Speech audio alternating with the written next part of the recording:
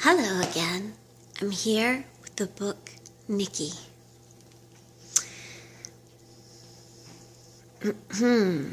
He was dressed in a brilliant red and white Santa Claus suit. He said his mother had knitted it out of reindeer hair. He said his name was Nicky. "We were just out giving the deer some exercise," he told the police when he was picked up. "Daddy said if I was ever going to take over his job, I'd have to see how people behave when it's not Christmas." At the precinct, worn and weary Sergeant Brennan called him a brat, a nervy little devil, but he couldn't shake Nicky. "Daddy says I must never be afraid of people, not ever. He says people are really good, that they only do mean and cruel things because they are unhappy." "Why are you so unhappy, Sergeant Brennan?" At the Overland Broadcasting Company, cynical special feature writer Buck Summers, who had arranged an exclusive interview for network TV, thought the whole thing was a Madison Avenue publicity stunt. Dr. Leon Slocum, fellow of the American College of Psychiatry and an alcoholic, diagnosed Nicky exceptionally bright, bordering on genius, amnesia, schizophrenic. Nicky liked Dr. Slocum. He said, "Doctor, my daddy says that alcoholics are to be especially loved because they've known so little love." How Nicky weaves his innocent spell around these and other people makes for one of the most charming, whimsical stories of this and many another year. And when you read the surprise ending of Nicky, you'll want to turn back to page 1 and enjoy it all over again.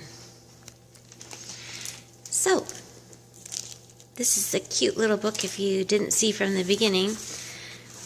I went and visited my mom back in my hometown, where my mom is retired into this sweet little country home in the charming little town of New Hamburg. And this book from my childhood was sitting out.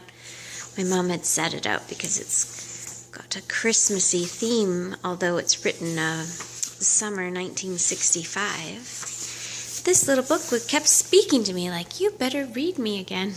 I mean, it literally fell down and caught my attention a couple times. I was like, okay, this needs to be shared. So here we are at chapter 1.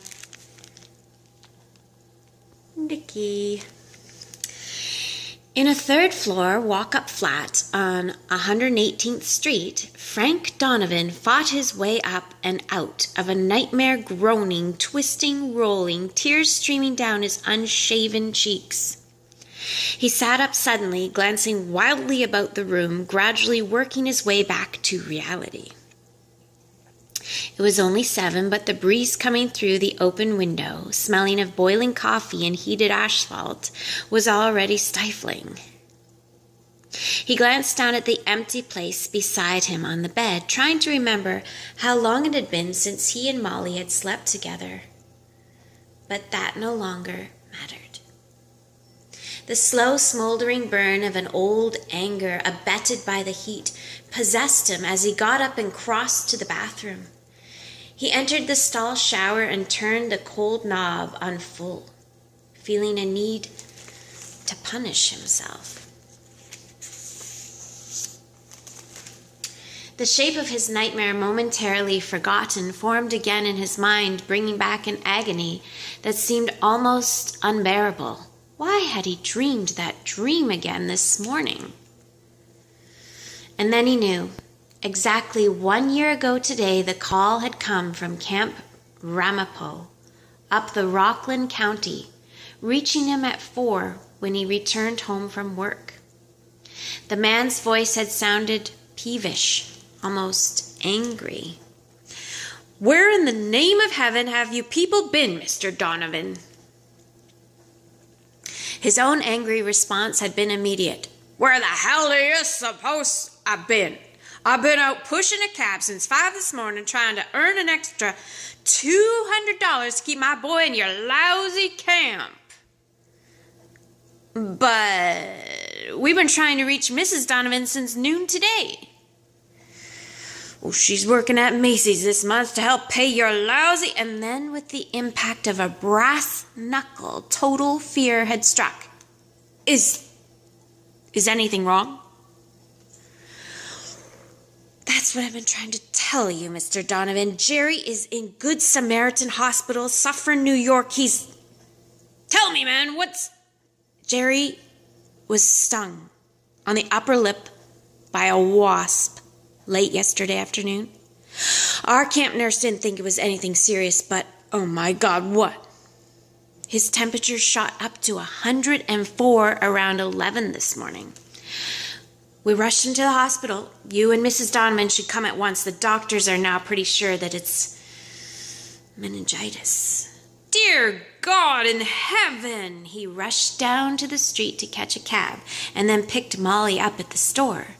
They had rented a car on 34th Street. All the way up Palisades Parkway, he had berated her. Who insisted that we send him to that camp? Who said all that fresh air would be good for him? Who demanded that we spend $200 we can't afford? If I'm ever to own my own cab, if anything happens to Jerry, it's on your shoulders, not mine. Gerald Timothy Donovan, age 10, had died of cerebral meningitis 20 minutes before their arrival at the hospital. Since that day, life had lost most of its meaning, all of its sweetness, and Frank Donovan no longer cared about anything, not even the beautiful girl he had married and to whom he had not spoken a direct word in weeks. He picked up his razor, stared at his bearded face in the mirror, then put it down. To hell with it. He came out of the bathroom to pull on the wrinkled slacks and sweat-stained sports shirt worn